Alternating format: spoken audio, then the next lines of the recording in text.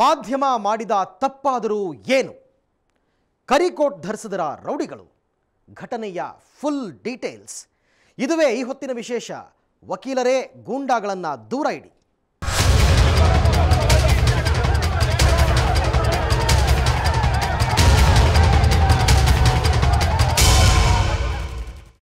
ನೊಂದವರಿಗೆ ನ್ಯಾಯ ಒದಗಿಸೋದು ನ್ಯಾಯಾಂಗದ ಕಾಯಕ.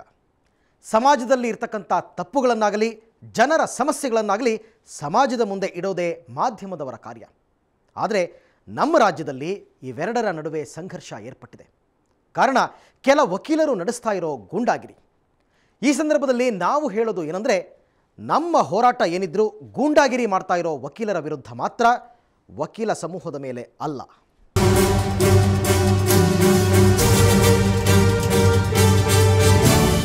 ವಕೀಲರು ಅಂದ್ರೆ ಕರಿಕೋಟ್ ಹಾಕೊಂಡು ನೊಂದವರಿಗೆ ನ್ಯಾಯ ಒದಗಿಸುವವರು. ಸಮಾಜದಲ್ಲಿ ಅವರಿಗೆ ಗೌರವಯುತವಾದ ಸ್ಥಾನ ಇದೆ. 100 ಮಂದಿ ಅಪರಾಧಿಗಳಿಗೆ ಶಿಕ್ಷೆಯಾದ್ರೂ ಪರವಾಗಿಲ್ಲ, ಆದರೆ ಒಬ್ಬ ನಿರಪರಾಧಿಗೆ ಶಿಕ್ಷೆಯಾಗಬಾರದು ಅನ್ನೋದು ಅವರ ನಿಯಮ. ಅಂಥ ವಕೀಲರನ್ನ ನಂಬಿಕೊಂಡು ಸಾವಿರಾರು ಜನರು ಕೋರ್ಟ್ಗೆ ಅಲಿತಾರೆ. ಆದರೆ ಈಗ ಅದೇ ವಕೀಲರ ವಿರುದ್ಧ ಸಾರ್ವಜನಿಕರು ತಿರುಗಿ ಬಿದ್ದಿದ್ದಾರೆ.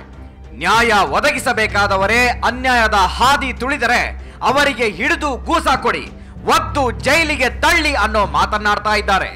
ಕಾರಣ ರಣರಂಗವಾದ ಕೋರ್ಟ್ ಆವರಣ, ಕರಿಕೋಟಿನ ರೌಡಿಯಿಸಂ, ಮಾಧ್ಯಮಗಳ ಪಾಲಿಗೆ ಕರಾಳ ದಿನ. ಹೌದು, ಶುಕ್ರವಾರ ಕರ್ನಾಟಕದಲ್ಲಿರೋ ಮಾಧ್ಯಮಗಳ ಪಾಲಿಗೆ ಕರಾಳ ದಿನ. ಬೆಳಬೆಳಗ್ಗೆನೆ ಸಿಟಿ ಸಿವಿಲ್ ಕೋರ್ಟ್ ಆವರಣ ಜನರಿಂದ ಕಿಕ್ಕಿರಿದು ತುಂಬಿತ್ತು. ಮಾಜಿ ಸಚಿವ ಜನಾರ್ದನ ರೆಡ್ಡಿಯನ್ನ ಅಕ್ರಮ ಗಣಿಗಾರಿಕೆ ಬಗ್ಗೆ ವಿಚಾರಣೆ ನಡೆಸಲು ಸಿಬಿಐ ವಿಶೇಷ ಕೋರ್ಟ್ಗೆ ಹಾಜರುಪಡಿಸಲು ಪೊಲೀಸರು ಕರೆತರ್ತಾ ಇದ್ರು. ಈ ಸುದ್ದಿಯನ್ನ ಪ್ರಸಾರ ಮಾಡೋದಕ್ಕೆ ಎಲ್ಲಾ ಮಾಧ್ಯಮಗಳು ತುದಿಗಾಲಲ್ಲಿ ನಿಂತಿದ್ರು. ಓಬಿ ವ್ಯಾನ್ಗಳು ಅಲ್ಲಿ ಇದ್ವು.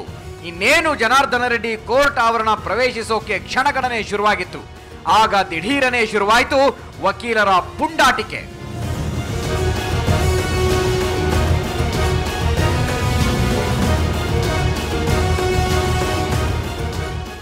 ನೋಡಿ, ಸರಿಯಾಗಿ ನೋಡಿ, ನಮ್ಮ ಮಾಧ್ಯಮ ಪ್ರತಿನಿಧಿಯನ್ನ ಹಿಡಿದು ಹೇಗೆ ಥಳಿಸ್ತಾ ಇದ್ದಾರೆ ಅಂತ ನೋಡಿ. ವಕೀಲರು ಅಂದ್ರೆ ಇವರೇನಾ? ಇವರೆಲ್ಲ ವಕೀಲರ? ಕರಿಕೋಟ್ ಹಾಕೊಂಡು ಹೇಗೆ ಒಬ್ಬನನ್ನ 4-5 ಜನರು ಹಿಗ್ಗಾಮುಗ್ಗ ಥಳಿಸ್ತಾ ಇದ್ದಾರೆ ಅಂತ.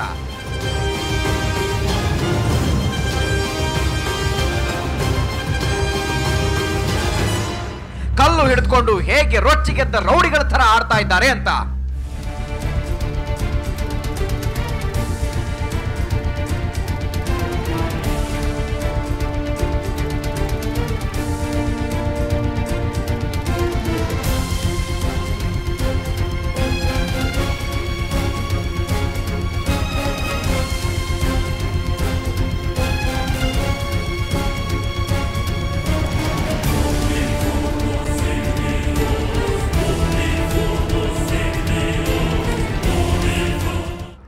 ಈ ಘಟನೆಗೆ ಸಾಕ್ಷಿಯಾಗಿದ್ದು ಬೆಂಗಳೂರಿನ ಸಿಟಿ ಸಿವಿಲ್ ಕೋರ್ಟ್ ಆವರಣ. ರಾಜ್ಯಾಂಗದಲ್ಲಿ 4ನೇ ಅಂಗ ಎನ್ನಿಸಿಕೊಂಡಿರೋ ಮಾಧ್ಯಮದ ಮೇಲೆ ಈ ಪುಂಡ ವಕೀಲರುಗಳು ರೌಡಿಗಳಂತೆ ದಾಳಿ ನಡೆಸಿದ್ರು. ಟಾರ್ಗೆಟ್ ಆಗಿದ್ದು Suvarna news 24/7, TV9 Karnataka, public TV, Samaya ವಾಹಿನಿ, ಜನಶ್ರೀ, ಕಸ್ತೂರಿ ಸೇರಿದಂತೆ ಇತರ ನ್ಯೂಸ್ ಚಾನೆಲ್ಗಳು. ಜೋಶ್ನಲ್ಲಿ ವಕೀಲರು ಹಿಂದೆ ಮುಂದೆ ನೋಡದೆ ಸಿಕ್ಕವರನ್ನ ತೊದಕಿದ್ರು, ಕಲ್ಲು ತೂರಿದ್ರು. ಕಾನೂನು ಕೈಗೆತ್ತಿಕೊಂಡಿದ್ದು ಯಾರು? ಇವರೆಲ್ಲ ವಕೀಲರ? ಕೆಲ ವಾಹನಗಳಿಗೆ ಬೆಂಕಿ ಹಚ್ಚಿದ್ರು, ಚೇರ್ ಬೆಂಚುಗಳನ್ನ ಸಿಕ್ಕವರ ಮೇಲೆ ಎಸೆದ್ರು. ಬರೀ ಮಾಧ್ಯಮದವರು ಮಾತ್ರವಲ್ಲ, ಪೊಲೀಸರ ಮೇಲೂ ವಕೀಲರು ಗೂಂಡಾಗಿರಿ ಪ್ರದರ್ಶಿಸಿದ್ರು. ಒಂದು ಕ್ಷಣ ಪೊಲೀಸರು ಕೂಡ ಏನು ಮಾಡಬೇಕಂತ ತೋಚದೆ ಕಕ್ಕಾಬಿಕ್ಕಿಯಾಗಿ ಹೋದ್ರು.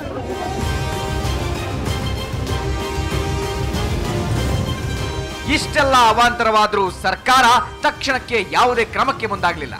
ಪೊಲೀಸರು ಕೂಡ ಮೊದಲಿಗೆ ಕರಿಕೋಟಿನವರ ಗೂಂಡಾಗಿರಿಗೆ ಹಿಂಜರಿದ್ರು. ಇದೆಲ್ಲ ಕಾರಣದಿಂದಾಗಿ ದೊಡ್ಡ ಅವಾಂತರ ಸೃಷ್ಟಿಯಾಯಿತು. ವಕೀಲರ ದುಂಡಾವರ್ತನೆ ಜೋರಾಯಿತು. ಪೊಲೀಸರ ಮೇಲೂ ವಕೀಲರು ಗೂಂಡಾಗಿರಿ ಪ್ರದರ್ಶಿಸಿದ್ರು, ಸರ್ಕಾರ ಮಾತ್ರ ಮೌನವಾಗೇ ಇತ್ತು. ಪರಿಸ್ಥಿತಿ ಮಿತಿ ಮೀರ್ತಾ ಇದ್ದಂತೆ ಸಿಎಂ ಸದಾನಂದ ಗೌಡ ಹಿರಿಯ ಅಧಿಕಾರಿಗಳ ಸಭೆ ನಡೆಸಿದ್ರು. ಸಭೆಯಲ್ಲಿ ಸಿಎಂ ಸದಾನಂದ ಗೌಡರು ವಕೀಲರ ವರ್ತನೆಗೆ ಬೇಸರ ವ್ಯಕ್ತಪಡಿಸಿದ್ರು. ಈ ಸಲ ಕ್ರಮ ಕೈಗೊಳ್ಳೋದು ಖಚಿತ, ಅರ್ಧ ಗಂಟೆಯೊಳಗೆ ವರದಿ ತರಿಸಿ ಕ್ರಮ ಕೈಗೊಳ್ತೀನಿ ಅಂದ್ರು. ಪರಿಸ್ಥಿತಿ ನಿಯಂತ್ರಣಕ್ಕೆ ಬರದೇ ಇದ್ದಾಗ ಸ್ಥಳದಲ್ಲಿ ನಿಷೇಧಾಜ್ಞೆ ಜಾರಿ ಮಾಡಲಾಯಿತು. ಘಟನೆಯಲ್ಲಿ 25ಕ್ಕೂ ಹೆಚ್ಚು ಪೊಲೀಸರಿಗೆ ಗಂಭೀರ ಗಾಯಗಳಾಗಿವೆ. ಮಾಧ್ಯಮಗಳ ಬೆಲೆ ಬಾಳುವ ವಾಹನಗಳು ಕೂಡ ವಕೀಲರ ಪುಂಡಾಟಿಕೆಗೆ ಜಖಂಗೊಂಡಿವೆ. ಕಾನೂನು ಕಾಪಾಡಬೇಕಾದವರು ಇವರೇನಾ? ಜನರಿಗೆ ನ್ಯಾಯ ಒದಗಿಸುವವರು ಇವರೇನಾ? ಈ ರೀತಿಯ ಪ್ರಶ್ನೆಗಳು ಉದ್ಭವಗೊಂಡಿರುವುದಕ್ಕೆ ಕಾರಣ ಕೆಲ ವಕೀಲರ ಗೂಂಡಾ ವರ್ತನೆ.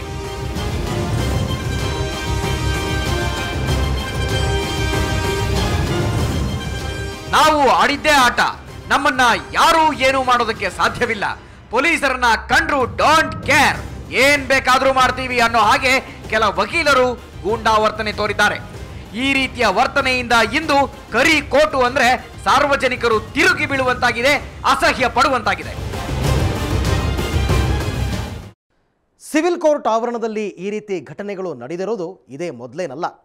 ಈ ಹಿಂದೆ ಕೂಡ ಸಾಕಷ್ಟು ಗಲಾಟೆಗಳು ನಡೆದಿವೆ.